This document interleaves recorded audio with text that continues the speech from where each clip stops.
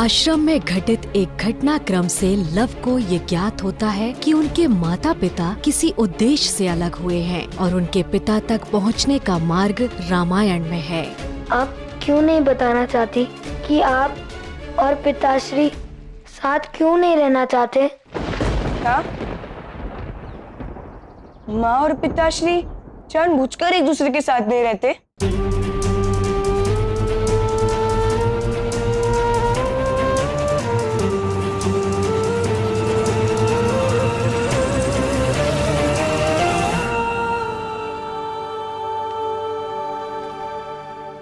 क्यों माँ? ऐसा क्या कारण रहा कि आप दोनों को अलग होना पड़ा?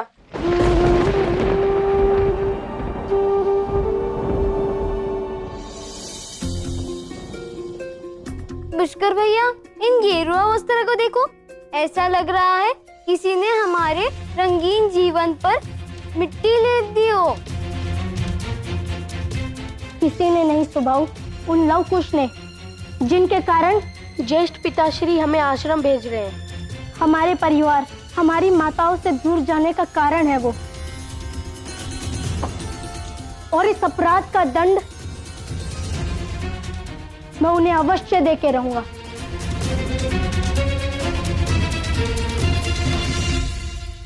भैया, माताएं आ रही हैं।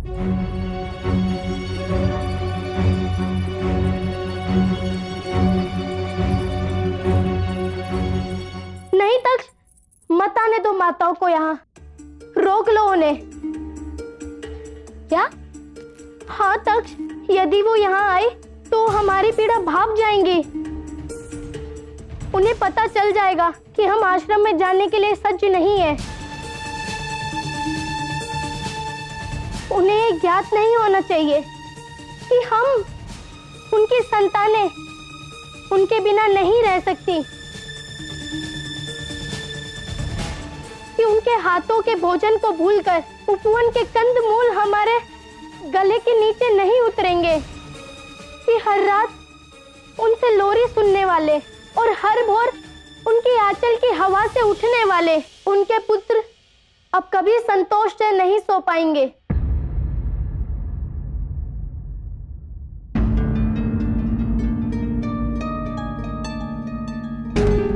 माताओं को ये नहीं ज्ञात होना चाहिए कि मखमली पादुकाएं पहनकर चलने वाले उनके पुत्र अब वन की पथरीली और कांटों भरी धरा पर नंगे पांव चलेंगे।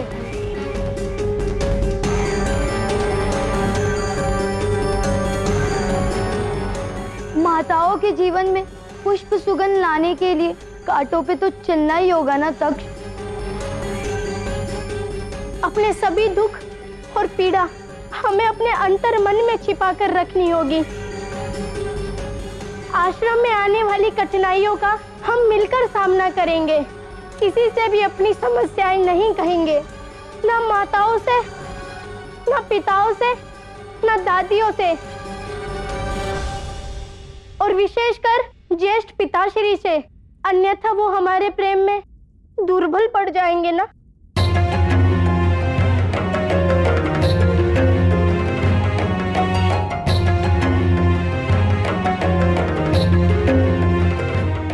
अपने आंसू पोंछ लो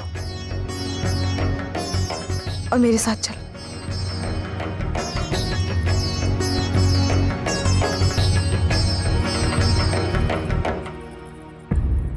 और हम ये भी नहीं बताएंगे कि मुझे मेरे स्नान करने के जल में गुलाब की पंखुड़ियां चाहिए। अरे मेरे भोले अनुज, गुलाब की पंखुड़ियां नहीं, पूरा उपवन तुम्हारे साथ जाएगा। समझो हमारे लिए आश्रम में सभी सुख सुविधा का प्रबंध हो गया। अभी एक ही प्रतीक्षा है, जिनसे ज्येष्ठ पिताश्री इतने प्रभावित है, उन लवकुश का सामना। माँ, आज के बाद आप कभी भी अपने प्रेम और संस्कारों पर कोई भी प्रश्न नहीं उठाएंगी, किंतु हमारे प्रश्न का उत्तर तो दीजिए माँ कि आप और पिताश्री अलग क्यों हुए? क्यों आपने हमसे ये कहा कि पिताश्री तपस्या में है? एक महान लक्ष्य के लिए अपने परिवार और अपने संतान से दूर रहना भी तो तब ही है ना, कुश? एक महान उद्देश्य के लिए हम दोनों अपनी इच्छा से अलग हुए हैं। आप हमें वो उद्देश्य को कारण क्यों नहीं बता देती माँ? क्योंकि उपयुक्त समय नहीं आया है लव। पात्र जल को संभाल सके उसके लिए उसका तपना आवश्यक होता है। यदि कच्ची मिट्टी के पात्र में जल को डाल दिया जाए तो वही जल उसे नष्ट कर देता है। उसी प्रकार ज्ञान भी होता है, उसे उचित अनुचित के विवेक से साधा जाता है। अब कुछ ही दिन पूर्व आपको श्री राम की शक्ति में संदेह था। उस शक्ति पर विश्वास हुआ एक चमत्कार से, परंतु हर बार चमत्कार नहीं होते ना। और ज्ञान तो वो अमृत है जो हमें जीवन जीने का मार्ग देता है, परंतु समुचित विवेक ना होने की स्थिति में वही ज्ञान विष बनकर अनुचित पद पर भी ले जा सकता है। ऐसा नहीं कि आप दोनों में विवेक नहीं, परंतु उस विवेक के और बली होने की आवश्यकता है। जब समय आएगा तो मैं संपूर्ण सत्य विस्तार में तुम्हें बताऊंगी, परंतु तब तक आप दोनों अपने पिताश्री के संदर्भ में मुझसे कुछ नहीं पूछेंगे और ना ही जिज्ञासावश कोई ऐसा कार्य करेंगे जिससे आपकी माता का शीश झुके। वचन दो।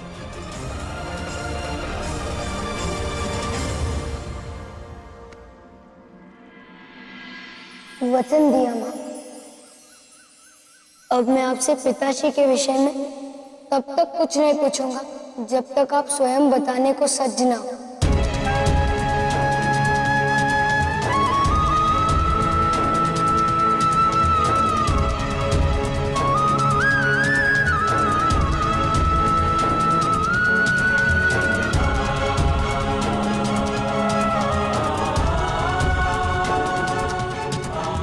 मैं भी आपको वचन देता हूँ माँ।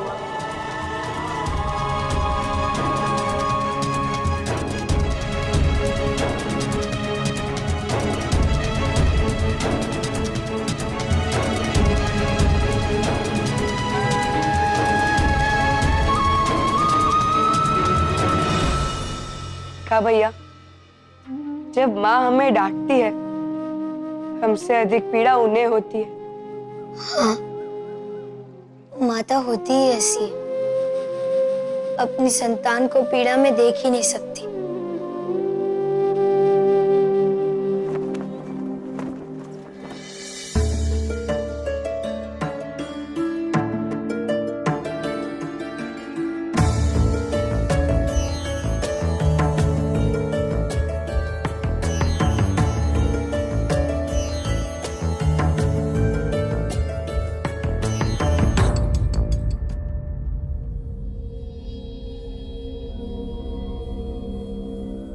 विचार यदि मन को व्याकुल करे तो विमर्श कर लेना चाहिए।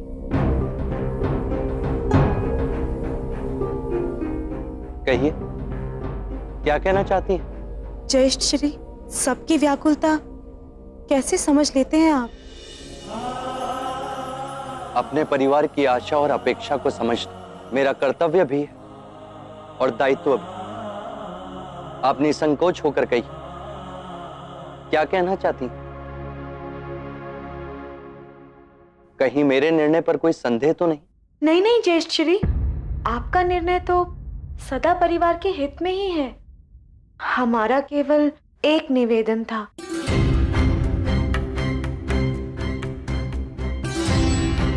यदि हमें राजकुमारों के साथ उनकी दैनिक आवश्यकताओं की कुछ सामग्री भिजवाने की अनुमति हो तो।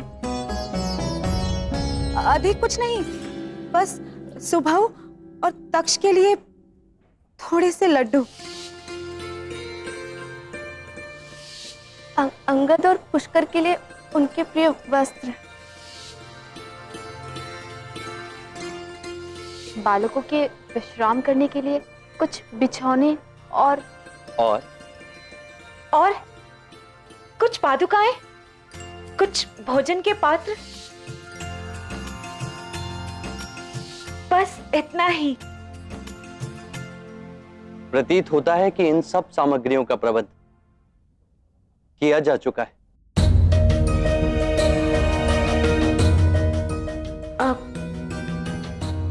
वो तो इसलिए ताकि आपके पुत्रों को आश्रम जाने में विलंब ना हो ज्येष्ठ। किंतु यदि आपकी आज्ञा नहीं है तो हम कुछ सामग्री उतरवा लेंगे। कुछ सामग्री नहीं पुत्री, सारी सामग्री उतरवानी पड़ेगी। गुरुकुल का जीवन भिन्न होता है, वहाँ ये राजसी वैभव सुख सुविधाएं नहीं चलेंगी। गुरुदेव आपत्ति करेंगे। किंतु मुझे कोई आपत्ति नहीं माता।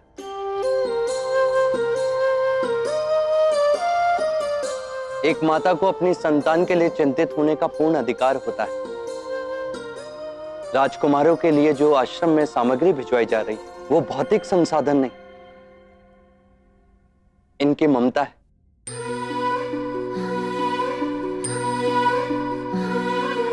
जैसे मुझे प्रतिदिन भोजन कराना आपकी ममता।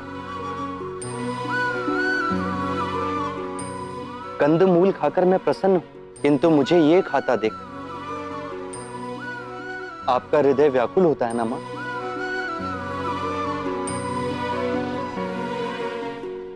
मां और ममता के मध्य तो महादेव भी नहीं आ सकते।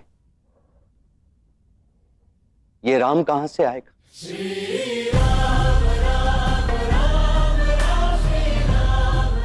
आपको जो कुछ भी भिजवाना है उसकी अनुमति है। धन्यवाद जयश्री, मैं अभी उनके जाने का प्रबंध देख कर आती हूँ।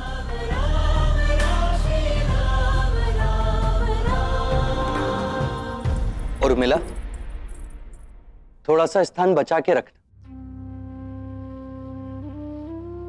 मुझे भी कुछ सामग्री आश्रम में भिजवानी है। जी।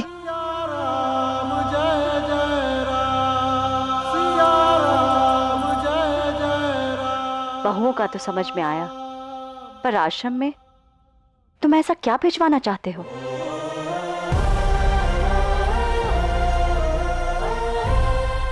जो सामग्री मैं भिजवाने वाला हूं वो निश्चित करेगा कि राजकुमारों को आश्रम भेजने का मेरा निर्णय संतोषजनक था या नहीं। आशा है लवकुश के आश्रम से उत्तर संतोषजनक आए।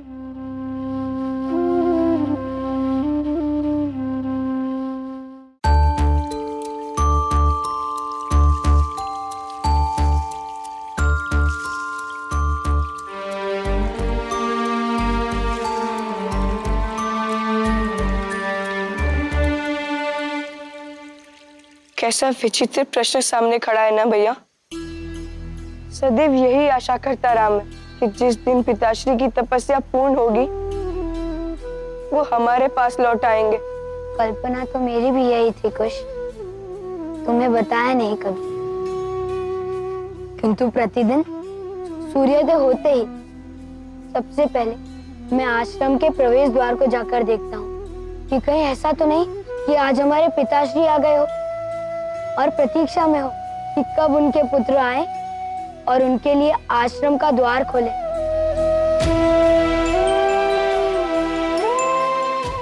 बताया नहीं आपने, पर मैं जानता हूँ। कैसे? क्योंकि आपके द्वार से चले जाने के पश्चात प्रतिदिन मैं भी वही करता था। किंतु आज पता चला कि पिताश्री तप में नहीं, वो और माँ एक विशेष उद्देश्य से अलग हुए, और यदि ऐसा है तो कदाचित वो कभी नहीं लौटेंगे।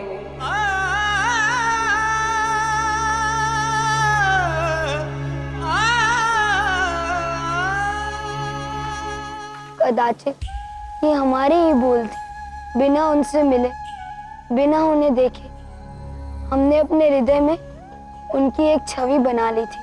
हाँ, हमने अपनी कल्पना में उन्हें श्री राम जैसा मान लिया था।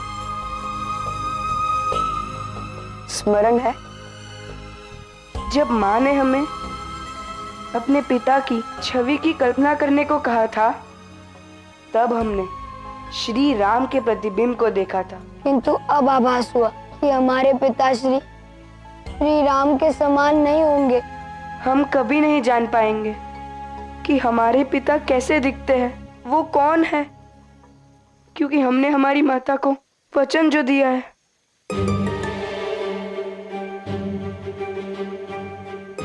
खुश, हमने माँ को वचन दिया कि हम उनसे पिताश्री के विषय में कुछ नहीं पूछेंगे।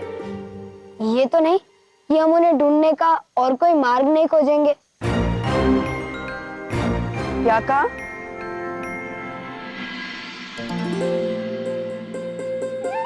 अब केवल रामायण ही हमें हमारे माता पिता के अलग होने का कारण समझा सकती है। कदाचित इस ग्रंथ का हमारे पाठ्यक्रम में सम्मिलित होना और इसका अध्ययन उन 6 राजकुमारों के साथ आरंभ होना, ये सब नियति का खेल हो जो परस्पर जुड़ा हुआ है। ठीक है, आज से हमारे जीवन का केवल एक ही उद्देश्य होगा, रामायण। इसमें छिपे संकेतों से हम हमारे पिताश्री की पहेली को ढूंढ निकालेंगे और रामायण की सीख से हम अपने माता पिता को पुनः एक डोर में बांध देंगे।